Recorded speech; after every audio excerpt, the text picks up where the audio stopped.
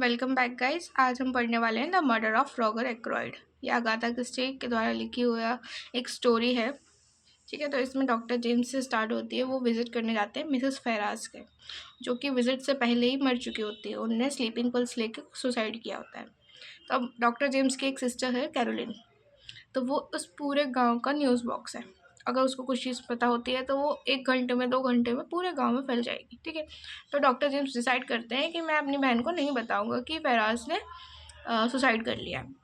पर जैसे ही वो घर आते हैं तो उनको पता चलता है कि उनकी बहन को पहले से ही पता है। वो तो ये भी बोल रही है कि मुझे ये भी पता है कि उसने क्यों सुसाइड किया है, उसको रीज़न भी मालूम है। ठीक है, तो जो लास्ट ईयर उसके हस्बैंड की डेथ हो गई थी, किसके हस्बैंड, मिसेस फराज के हस्बैंड की डेथ हो गई थी। और पूरे गांव में ये फैला हुआ है कि उसकी डेथ नहीं हुई थी, उसका मर्डर हुआ था, जो कि उसकी वाइफ ने मतलब मिसेस फराज ने किया था। ठीक है, और हो सकता है कि उसी के गिल्ट में उसने खुद ने सुसाइड कर लिया हो। ठीक है, तो अब न्यू कैरेक्टर आता है रॉगर एक्रोइड। ठीक है, एक वेल्दी है और डॉक्टर जेम्स का दोस्त भी है। इसने जीवन में केवल एक गलती की थी कि इसने एक शादी की थी, विधवा थी जो मिसेस पैटन, उससे। उसका एक बच्चा भी था, बेटा था। ठीक है, और जो मिसेस पैटन थी, भाई वो बहुत शराब पीती थी, बहुत सुबह शाम दिन रात शराब पीती थी, और शराब पीते पीते वो मर भी गई। ठीक है, तो फिर ये रॉगर एक्रोइड यंग थे और मिसेस पैटन तो ओल्ड थी, वो मर भी गई। उसके बाद फिर क्या था कि रूमर था, ऐसी चर्चा चल रही थी गांव में कि रॉगर एक्रोइड जो है मिसेस फेराज के साथ उनका अफेयर चल रहा है, और उन्हें एंगेजमेंट भी कर लिया और कुछ टाइम में शादी भी करने वाले थे। पर वो शादी कैंसिल हो गई। कुछ रीजंस थे जो रीज़न बाकी लोगों को नहीं मालूम है। ठीक है, तो रैगर एक्रोइड जो है उनको पता चलता है कि मिसेस फेराज ने सुसाइड कर लिया।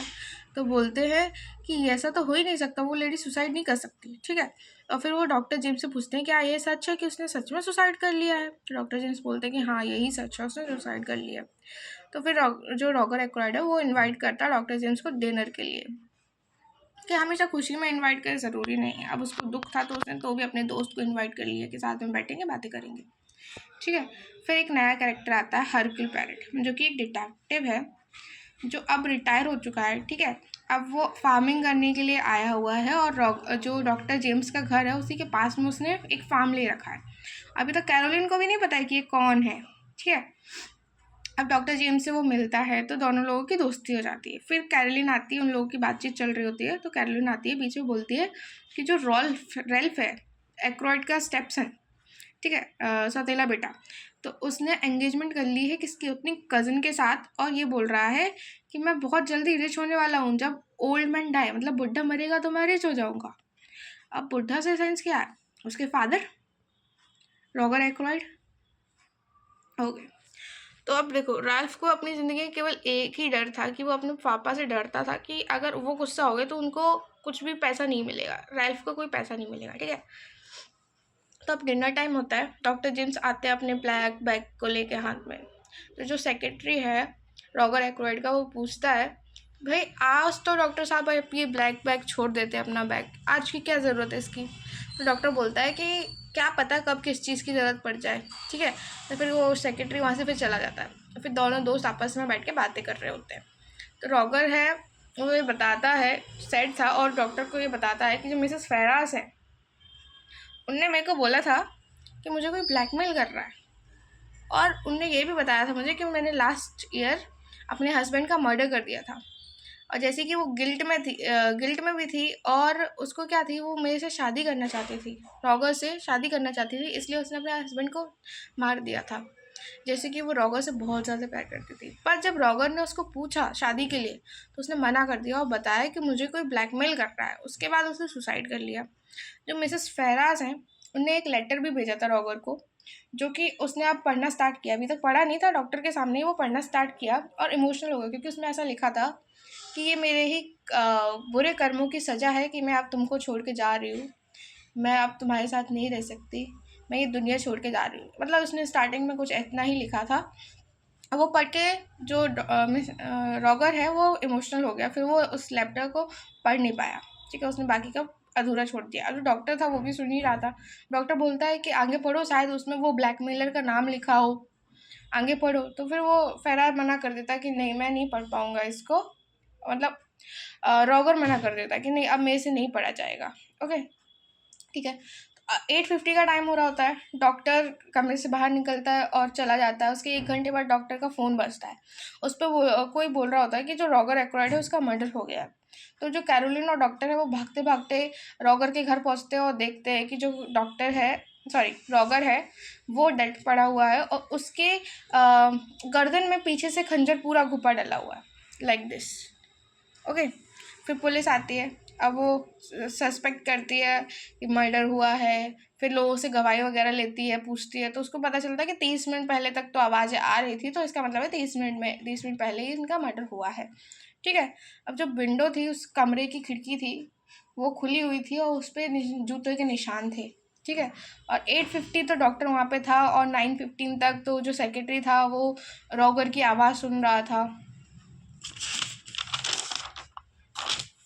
केवल रैल्फ वहाँ से गायब था, जो उनका स्टेप सन है वो केवल वहाँ से गायब था।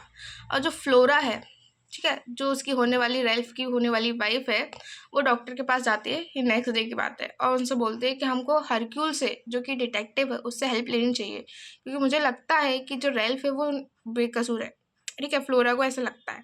तो डॉक्टर और हरक्यूल जो है इन्वेस्टिगेट करना स्टार्ट कर देते हैं केस को, पर उसके लिए तो पहले पुलिस की परमिशन लगेगी। तो वो पहले पुलिस स्टेशन जाते हैं और पुलिस को बोलते हैं कि मुझे इस केस को इन्वेस्टिगेट करने दो, मुझे कोई क्रेडिट नहीं चाहिए, कुछ भी नहीं चाहिए, जो भी आपका प्रमोशन होगा, जो कुछ भी होगा आप रख लेना, मुझे केवल ये केस सॉल्व करना है। ठीक है, तो पुलिस वाले मान जाते हैं।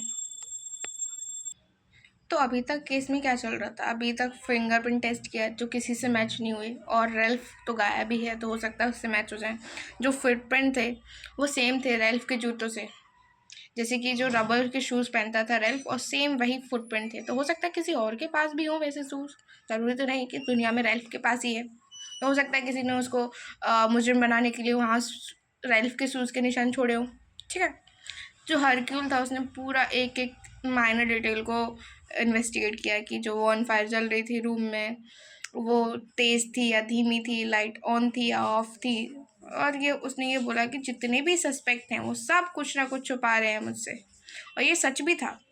जो रूम था वो लॉक था अंदर से, तो जो विंडो ओपन हुई है वो केवल रॉगर ही खोल सकता है। और डॉक्टर को कॉल आया था रेलवे स्टेशन से, उसको वहाँ पे घर के बाहर के एरिया में एक वेडिंग रिंग मिली और क्लॉथ भी मिला।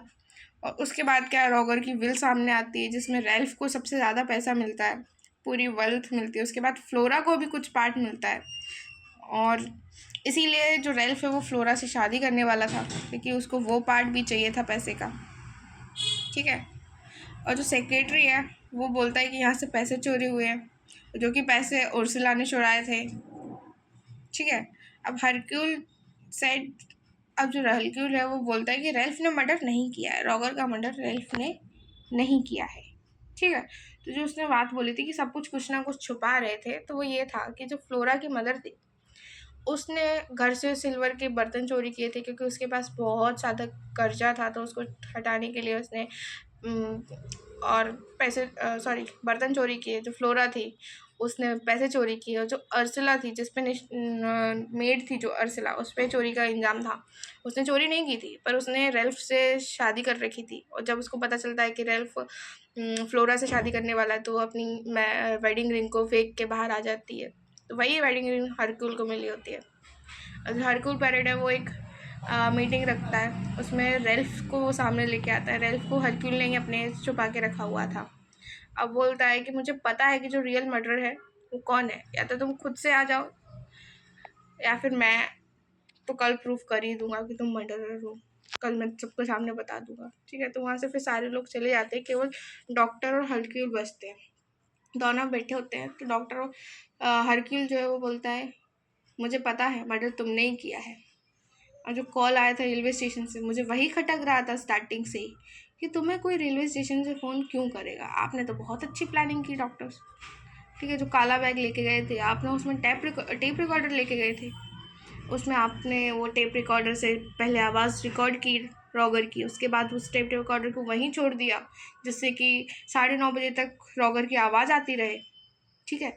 उसके बाद आपने जूतों के निशान इतनी चालाकी से बनाया, और फिर अपने अमेरिकन पेशेंट को बोला कि रेलवे स्टेशन जाके कॉल करो तो आपको। ठीक है। और जो फेरार देखो, ये सारा हरक्यूल ने बताया डॉक्टर कि आपने ऐसे ऐसे प्लान किया। अब उसका मर्डर का रीज़न क्या था?